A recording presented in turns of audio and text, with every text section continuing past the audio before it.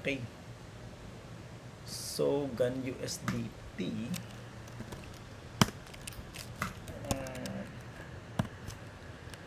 Sa 1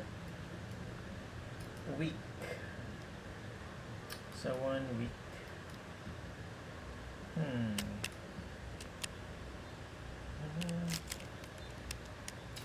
Meron isang malaking bar siyang ginawa na engulf natin yung titingnan natin dito, na engulf natin to. Itong maliit na doji. Itong maliit na doji sa weekly. Na engulf nitong malaking candlestick. And itong maliit na candlestick na to, this is an indecision candle, or pwede rin natin siya tawaging doji. It's a sign of reversal candlestick. Hindi pa natin pwedeng pasukin to kasi nga itong candle na to, sign of reversal lang. Kung kailangan pa natin ng candle na magko-confirm na magre-reverse talaga yung trend. Paanong reverse ng trend? Bale, itong original trend na to is downtrend.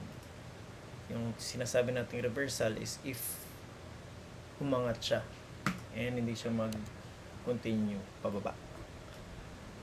So, itong candle na to is the sign of the trend reversing. And this candlestick, the green candlestick, is an engulfing candle.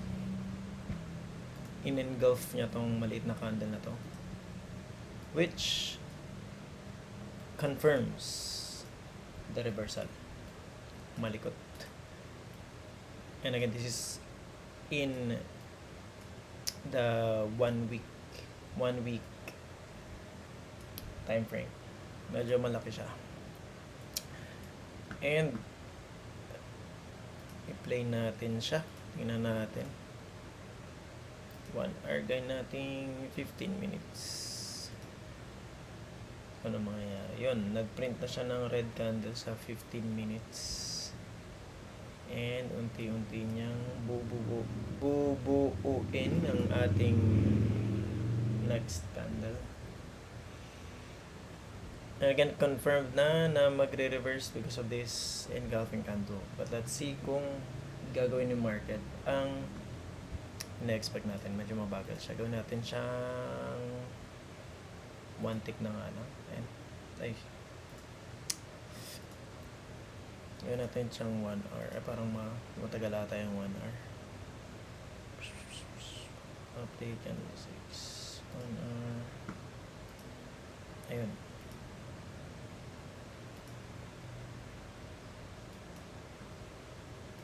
Ay, nag-ano pala siya. Gumalaw siya ng ganun. Oh, I didn't know that. All charts. Gawin natin single chart. Isa magulo eh. Ayan. 1 day. Tak. Ayan. So, naging ganyan. Nalagpasan niya yung previous na open high. Ito. Nalagpasan niya ito. Although konti lang yung nilagpas niya, proven na to na it's a proof already. Itong candlestick na to, proof na to na malakas ang mga buyers kumpara sa sellers. Itong malaking candlestick na yan. And pag tayo sa daily, tingnan natin kung ano nangyari sa daily. Ayan, ganyan tsura niya sa daily. Obviously, hindi ka na mag-aantay na ganyan yung tsura niya bago ka pumasok kasi huling-huli ka na. So, sa 1 week,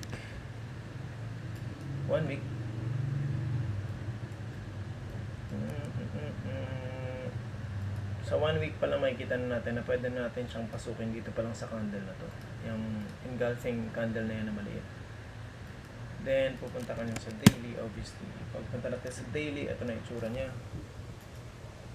And ganyan.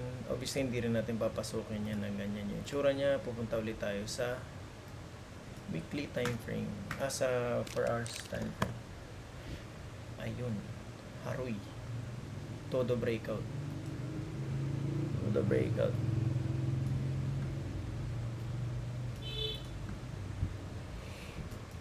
Okay. So, sa breakout na to, bago to mangyari, dapat nakapag-set ka dito ng bago mangyari yan. Let's say dito pa lang, itong candlestick na to.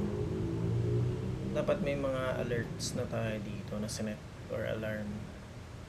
Ayan, dito. Itong plus sign na to. Ayan, dapat napindutan natin yan. Dapat napag-set na tayo ng alarm dyan. Dito.